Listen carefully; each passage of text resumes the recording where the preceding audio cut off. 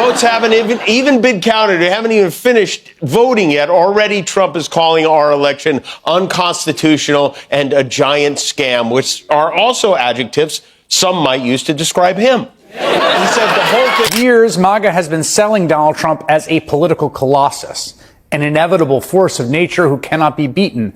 But everywhere around us, we are seeing evidence that that's not really true. And part of the reason that is happening is because Americans are seeing up. It started like any other night in American late-night television: laughter, applause, a few political jokes, and that familiar energy that fills the air when the cameras start rolling. But what unfolded next wasn't just another comedy segment. It was something raw, something real, and something that left the audience in complete silence. Jimmy Kimmel, the man known for making millions laugh, decided to drop the jokes and speak the truth about Donald Trump, and what he said next shook the entire studio. As the lights dimmed slightly and the crowd quieted down, Kimmel leaned forward, his tone more serious than anyone had ever heard on his show. "You know," he began slowly, "there's a point where this isn't funny anymore. We've all made jokes, we've all laughed, but at some point the laughter stops, and what's left is something much darker." The audience wasn't sure whether to clap or stay silent. This wasn't a punchline, it was a warning. And just when people thought the moment had passed, Kimmel's friend and fellow commentator, Chris Hayes, joined the conversation from backstage. The two men, both powerful voices in American media, weren't just there to entertain that night.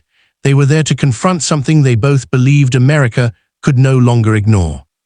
What followed was a 20-minute unscripted, unfiltered conversation about leadership, honesty, and what they described as the moral test of a nation.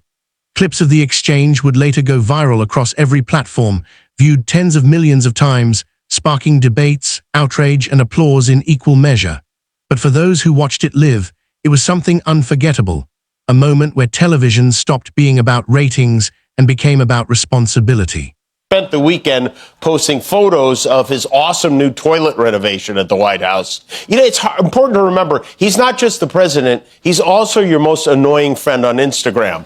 According to a new poll from CNN, Trump's approval rating is at its lowest point since he retired. Is under very serious legal and criminal review. He must be so much fun to play golf with, you know? There were races for governor in Virginia and New Jersey, but the race that's been getting the most attention nationally is the...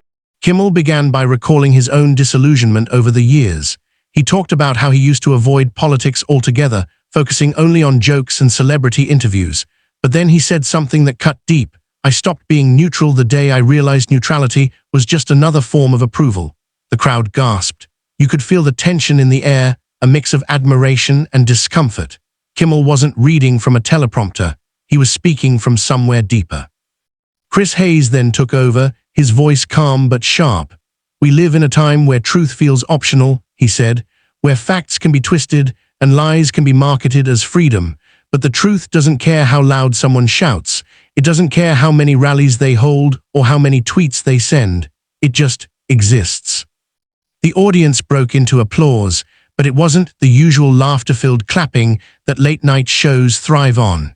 It was the kind of applause that comes from people realizing they're hearing something real, something that matters. The camera panned back to Kimmel, who nodded slowly. "You know," he said, "people keep saying, 'Make America great again.' But what does that mean if greatness comes at the cost of decency? What's so great about turning on each other, about calling fellow Americans enemies, about mocking the weak and celebrating cruelty? That's not greatness, that's rot." It was one of those moments that felt like a pin dropping in the room. No one moved, no one even coughed. And then Kimmel added, "You don't have to hate someone to disagree with them. You don't have to insult them to feel powerful. But that's what we've been taught, that rage equals strength. It doesn't. It's just fear, dressed up in red, white, and blue." The reaction online was immediate. Within minutes, clips of Kimmel's words were trending worldwide. Supporters of Trump called it a Hollywood lecture. Others called it bravery, but no matter where you stood, you couldn't deny the emotion in his voice or the truth behind what he was saying.